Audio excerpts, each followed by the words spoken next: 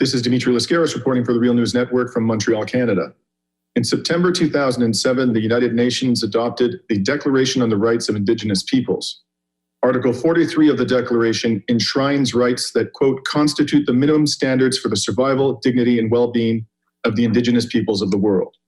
The first of the Declaration's 46 articles declares that Indigenous peoples have the right to the full enjoyment as a collective or as individuals of all human rights and fundamental freedoms as recognized in the Charter of the United Nations, the UN Declaration of Human Rights, and international human rights law. And finally, Article 26 states that Indigenous peoples have the right to the lands, territories, and resources which they have traditionally owned, occupied, or otherwise used or acquired. And it directs states to give legal recognition to those territories.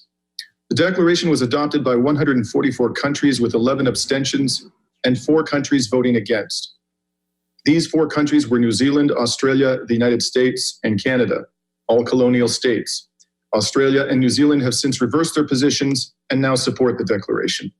Where does Canada fit into all of this? Canada's next federal election is today, and for the Indigenous peoples of this country, the status in Canadian law of the UN Declaration on the Rights of Indigenous Peoples is certainly an important electoral issue. To discuss all of this, I'm joined today by Pam Palmater. Pam is a Mi'kmaq lawyer and member of Eel River Bar First Nation, currently holding the chair in Indigenous governance at Ryerson University in Toronto. She is also a frequent media commentator, author, and former sports spokesperson and educator for the Idle No More movement in Canada, defending Indigenous lands, waters, and sovereignty.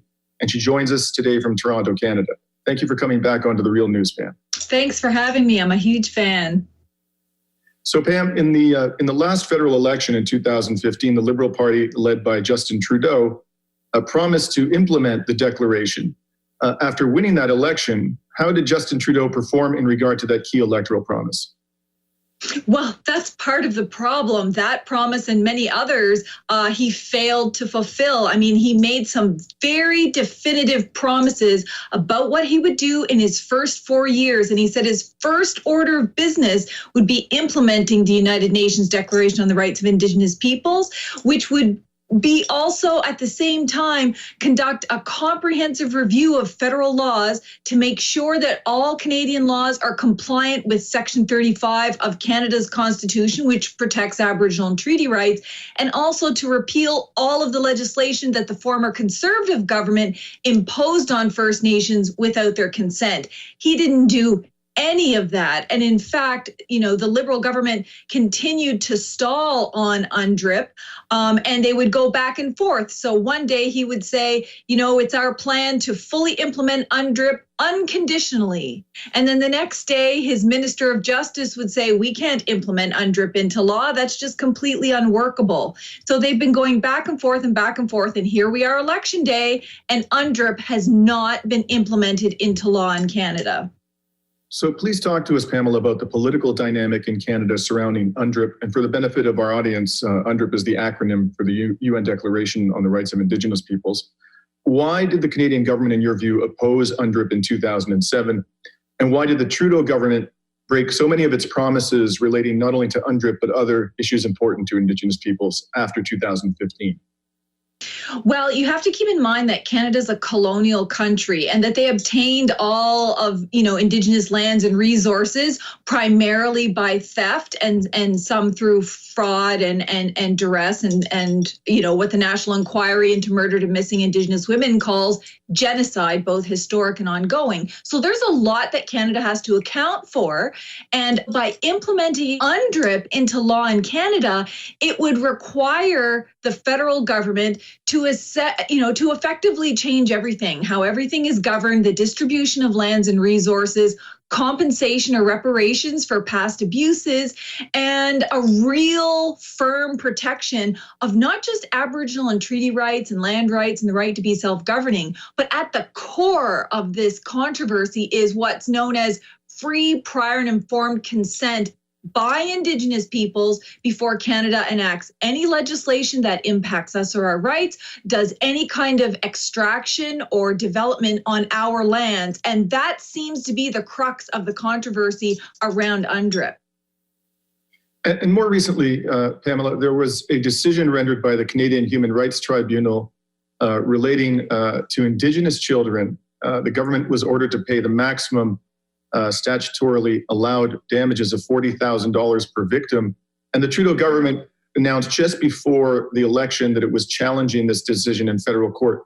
Could you tell our audience about the substance of that decision and what you make of the Trudeau government's claim to be more or less in agreement with much of the decision, despite the fact that it's challenging the decision at federal court?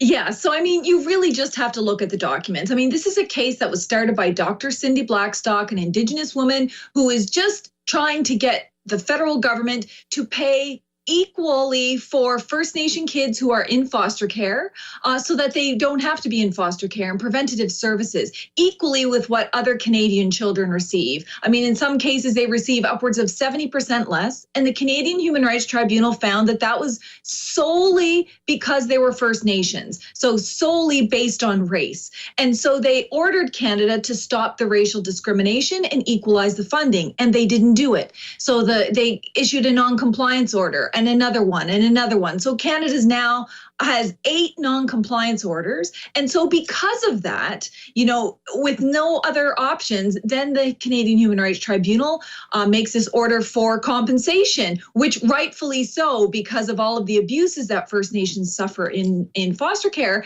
And instead of accepting it, they appealed it, and they didn't just appeal it on the grounds of we accept the decision, we accept that we have to compensate, we just want to negotiate the amount, like how they presented in the media. If you actually read the legal documents, they want all of it overturned. They don't accept any compensation or any order from the Canadian Human Rights Tribunal. So you've got a real dissonance between the nice words that are spoken by the Liberal government and what they do on the ground or in the courts. And it's almost always the opposite of what he's saying. And that's really led, especially Indigenous voters, to be very disillusioned with the Liberal Party after so many promises. So far we've been focusing, and understandably so, on the Liberal Party because it is the governing party, and it certainly stands a good chance of remaining the governing party for another 4 years. The polls, however, are indicating, as I'm sure you know, Pamela, that it's quite unlikely that we're going to see a majority government emerge from the election today, and that either the Conservatives or the Liberals will have the most seats, albeit a minority of seats, and will be forced to enter into some kind of a coalition arrangement with one or more other parties. And right now, based on polls, it seems most likely that those parties will be either the NDP and or the Bloc Québécois, the Sovereigntist Party in Quebec. If in fact that happens, based on the performance of these parties federally and provincially with respect to Indigenous rights, do you anticipate seeing a dramatic change in the way that Indigenous peoples are treated by the federal government?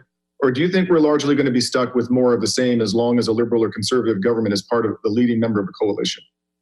Well, you raise a really good point, because all of the problems in the, Canada First Nation relationship is the result of multiple governments over time, federal and provincial, from all backgrounds, engaging in acts of genocide and not living up to our rights. So this isn't just, a party thing. However, we know that prior to Trudeau, and one of the reasons why First Nations supported him so much in the last election is because the previous 10 years under Stephen Harper's Conservatives was especially brutal. It was a complete denial of Indigenous rights, an increase in the courts, using the courts against us, massive funding cuts. I mean, it was so bad under that government, it inspired the Idle No More movement. I mean, very historic in Canada.